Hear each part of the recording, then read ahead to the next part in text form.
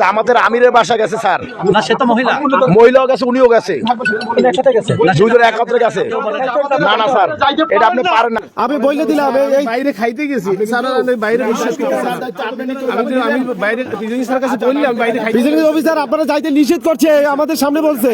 আমি স্যারের সাথে না না, স্যারের সাথে আমাদের কথা বললাম। প্রিজনিং অফিসার আপনাকে যাইতে নিষেধ করছে, আপনি কেন যাবেন বাইরে? আপনি প্রিজনিং অফিসার স্যারের পারমিশন স্যার আপনি বাইরে যাইতেই পারেন। শোনেন, গুলি খাইয়ে রাস্তায় পড়ে রয়েছে এই বাংলাদেশ করার জন্য না। আপনারা শিক্ষক, আপনাদের নৈতিক দায়িত্ব থাকা উচিত।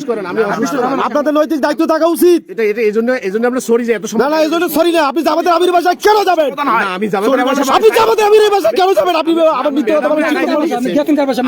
আমরা এই বাংলাদেশ চাই নাই আপনি ভোট কাটবেন।